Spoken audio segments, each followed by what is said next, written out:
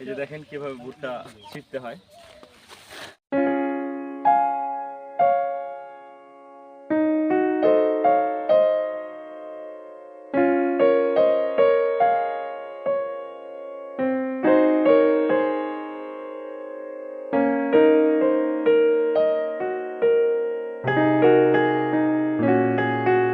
আসসালামু আলাইকুম।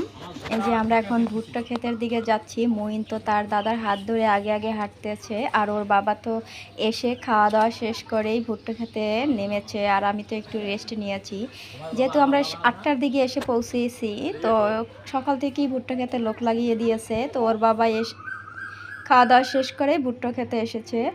তো আমিও আসলাম ওর দাদার সাথে সাথে। তো এই দেখতে পাচ্ছেন, এই হচ্ছে যে আমাদের ভুট্টা ক্ষেত, আর এই হচ্ছে যে আমাদের বাড়ি, মানে বাড়ির পিছনের জমিতেই ভুট্টা চাষ করেছে। তো বেশ খানিকটা কিন্তু তোলা হয়ে গেছে, সকাল থেকেই কিন্তু লোক লাগিয়ে দিয়েছে তোলার জন্য। এই যে দেখতে পাচ্ছেন বেশ খানিকটা কিন্তু তোলা হয়ে গেছে, 3 ব্যাগের 1 ব্যাগ তোলা হয়েছে। আর ওর বাবা আরও 2জন লোক এই ভুট্টা ছিঁড়তেছে।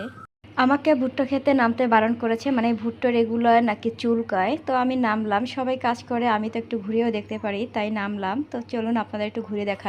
ভুট্টা তুলতে আইছি, ভুট্টা দেখতেই পাচ্ছেন এরা ক্ষেত খামারে কতটা কষ্ট করে। আর সেই সাথে আমার হাজবেন্ডও এসেছে, সে কিন্তু বাড়িতে আসলে সব ধরনের কাজ করে। বলো কিছু।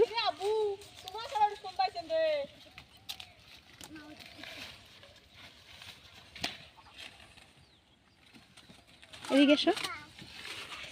এই আমাদের বাড়ি, এই আমাদের ভুট্টা ক্ষেত, এই যে আমার ছোট্ট বাবাটা। এই যে দেখাচ্ছি, এই যে দেখেন কিভাবে ভুট্টা ছিঁড়তে হয়। এটা এই যে খোলসের ভিতরে আছে, এই যে দেখেন এভাবে ধরে এইভাবে টান দিলে এইভাবে মোছাটা বেরিয়ে গেল। বাস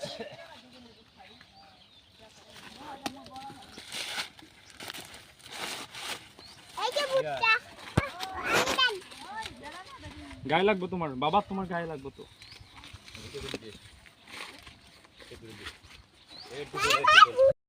এখানে 1 দাগে 1 বিঘা জমি আছে, 1 বিঘাতেই সম্পূর্ণটাতেই কিন্তু ভুট্টা আবাদ করেছে। দেখেন মাশাআল্লাহ ভালোই ফলন হয়েছে।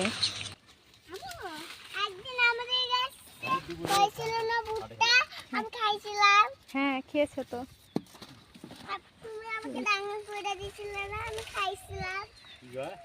ভুট্টা রান্না করে দিছিলাম। ভুট্টা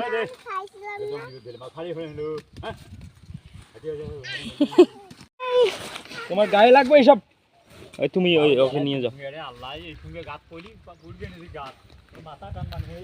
এই যে ভুট্টা ছেড়ো, এই যে ভুট্টা ছেড়াই ছেড়ো। আমি কিনব।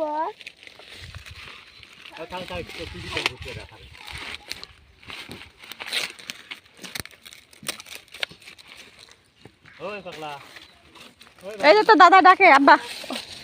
এই যে আমার ছেলেও ভুট্টা ছেড়তে আছে, এই চোখে যাবে বাবা, এই যে টানাটানি করতেছে। কুড়িগ্রামের পুরুষের থেকে মহিলাদের কাজের দক্ষতা বেশি। আমি যতটুকু দেখেছি ততটুকুতেই আমি আন্দাজ করতে পেরেছি। আমি যতদিন আমার শ্বশুরবাড়িতে আছি সেই থেকে দেখা যাচ্ছে যে পুরুষের থেকে মহিলাদের কাজের গতি বেশি এবং তারা খুবই কর্মঠ। তো দেখতে পাচ্ছেন এখানে কিন্তু আমার সম্পর্কে 2টা ভাবি, তারা কিন্তু এই খেতে আসছে ভুট্টা ছেঁড়ার জন্য। তারা খুবই পরিশ্রমী মানুষ।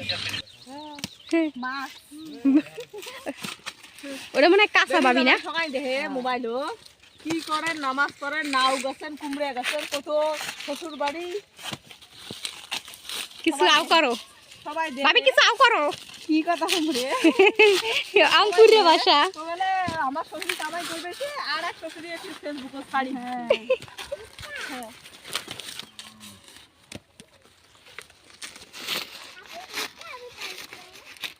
এই কিভাবে ভুট্টা ছেড়ে দেখেন, এরা হচ্ছে আমার ভাউজ, এরা হচ্ছে আমার ভাবি। এরা হচ্ছে আমার ভাবি। কষ্ট করলে আল্লাহ ফল দেয়, রিজিক বাড়িয়ে দেয়, তার প্রমাণ এই দেখেন আমার শ্বশুরে কত কষ্ট করে জমিতে ফসল দিয়েছে। তো আলহামদুলিল্লাহ ভালো ফসল পেয়েছে, এবং আরও একটু খুশি হবে যখন সেই এই ফসলগুলো বিক্রি করে তার হাতে টাকা পাবে।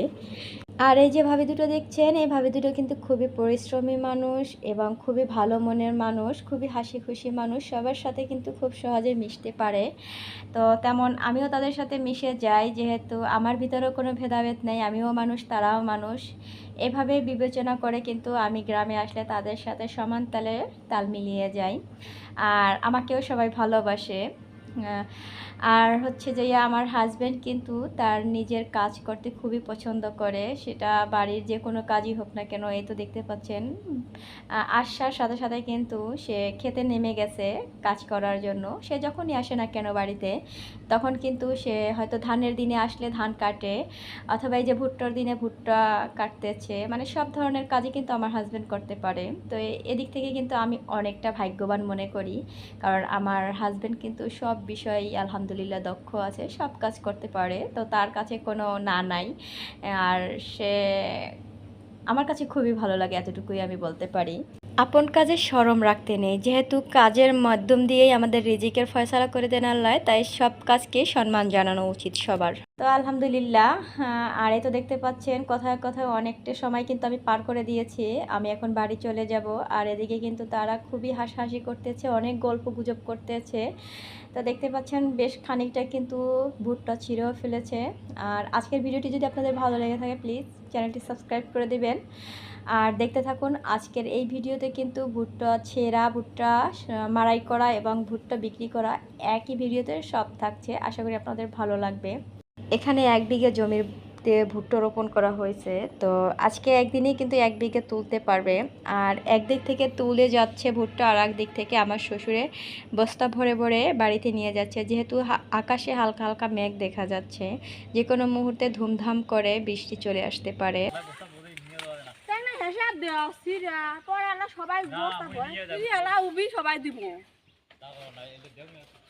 এরা রংপুরের ভাষায় কথা বলতে আছে, বুঝলে বুঝপাতা, না বুঝলে তেজপাতা। আমার কাছে রংপুরের ভাষাগুলো উর্দু ভাষার মতো মনে হয়। আমি এখনো পর্যন্ত মাঝে মাঝে কিছু কথা বুঝি না, যখন যারা স্পিডে কথা বলে তখন তাদের কথা বুঝি না। এতগুলা নিব কেমনে? ও চিন্তা ধরে গেছে, এতগুলা নিব কেমনে? একটা একটা নাও বাবা, একটা একটা নাও। ও দাদা, এটা শরীরটা আজকে চুলকাইবো। সুরকাই টুরকাই টেকসই মজবুত হোক, এত দোলাজত করলে হয়। আমার কাছে কিন্তু গ্রামগঞ্জ ভালো লাগে, কার কাছে কি লাগে জানি না, তবে আমার কাছে এই মুক্ত পরিবেশ, মনে করেন শ্বাস প্রশ্বাসটা আপন ইচ্ছায় আসে আর যায়, এই খোলামেলা পরিবেশেই কিন্তু খুব ভালো লাগে আমার। আর শহরে বন্ধ জীবন মানে খুবই একটা বিরক্তিকর জীবন। তো এদিকে কিন্তু ভুট্টা তোলা হয়ে গেছে, এখন এই বস্তা ভরে নিচ্ছে, আর আমার শ্বশুর আর আমার হাজব্যান্ড কাঁধে করে টেনে টেনে বাড়িতে নিয়ে জড়ো করতেছে। আর সেই সাথে আমিও তাদের সাথে একটু দাঁড়িয়ে দাঁড়িয়ে তাদের কষ্টটা একটু উপভোগ করতেছি। তো আমার কাছে বেশ ভালো লাগে, খুবই ভালো লাগে। এই যে আমার হাজব্যান্ড কাজ করতেছে, আমি পাশে দাঁড়াই আছি। এই যে দেখতে পাচ্ছেন কত বড় একটা বস্তা মাথায় নিয়ে যাচ্ছে। ছোটবেলা থেকেই কিন্তু কর্মঠ ছিল আমার হাজব্যান্ড, সেদিক থেকেই কিন্তু এতগুলো কাজ করতে পারতেছে। এই যে চলে যাচ্ছি, আমিও চলে যাচ্ছি তার সাথে সাথে। 50 কেজি বস্তায় ভুট্টা নিয়ে আসা চারটিখানি কথা না, ভুট্টায় কিন্তু অতিরিক্ত ওজন। দেখতে পাচ্ছেন বস্তাটা কত বড়, আর এখানে খুব সম্ভব অর্ধেকের মতো হয়েছে আনা, এখনও আরও অর্ধেক বাকি আছে আনা, সেগুলো আস্তে আস্তে নিয়ে আসবে।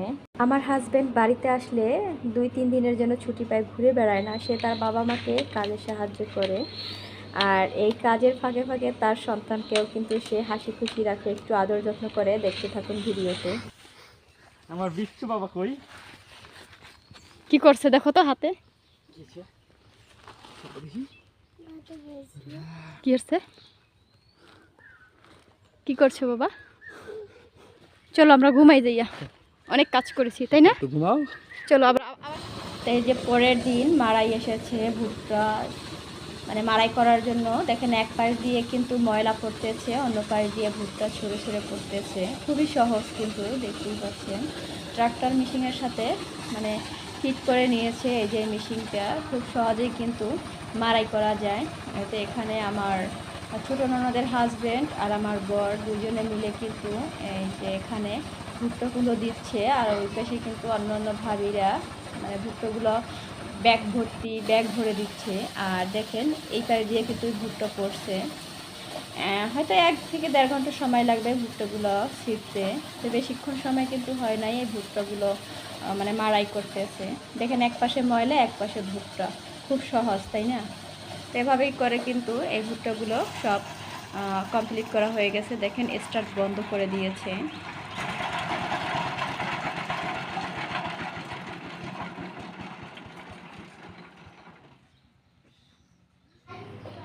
ভুট্টা মাড়াই করার পর যে ময়লা আছে সাইডে ওগুলো এখন বাছাই করতেছে, কারণ ওগুলোর সাথে ভুট্টা আছে অনেক। তো সেগুলো এখন সবাই মিলে বাছাবাছি করতেছে। আর এদিকে আমার ছেলে আর আরেক ভাবির ছেলে কিন্তু ভুট্টার উপরে দুষ্টুমি করতেছে। আবরার মহিন, এই কি করো? কানে যায় না যেন। ভুট্টার এগুলোকে তারা খড়ি বলে, এগুলো শুকিয়ে এগুলো দিয়ে কিন্তু ভাত রান্না করা যায়। আর খড়িগুলো সরানোর পর দেখতে পাচ্ছেন ভুট্টাগুলো বিছিয়ে দিচ্ছে, আর এগুলো টানা 2 দিন শুকিয়ে নেবে, শুকিয়ে তারপরে বিক্রি করবে। দেখেন আমার ছেলে তার বাবার সাথে দাদার সাথে ভুট্টাগুলো রোদে শুকাতে দিচ্ছে। দেখেন আমার ছেলে কিন্তু মাশাআল্লাহ অনেক কাজ করে তার বাবা দাদা দাদির সাথে। তো দেখেন কতটা পরিশ্রমী হবে আমার ছেলে, আলহামদুলিল্লাহ। টানা 2 দিন ভুট্টাগুলো রোদে শুকিয়েছে। তো ভুট্টাগুলো একদম পারফেক্টভাবে শুকিয়েছে। এখন পাইকার এসেছে ভুট্টাগুলো নেওয়ার জন্য। তো দেখতে পাচ্ছেন এখানে 36 মণ ভুট্টা হয়েছে। তো এই তো দেখতে পাচ্ছেন আমার শ্বশুরের হাতে টাকাগুলো তুলে দিয়েছে, আর ভুট্টা বিক্রি করা শেষ। একই ভিডিওতে ভুট্টা ছেঁড়া, ভুট্টা মাড়াই করা এবং ভুট্টা বিক্রি করা এক ভিডিওতে দেখানোর চেষ্টা করেছি। আশা করি আপনাদের ভালো লেগেছে। ভালো লাগলে লাইক কমেন্টস করে দিবেন। ভালো থাকবেন। আল্লাহ হাফেজ।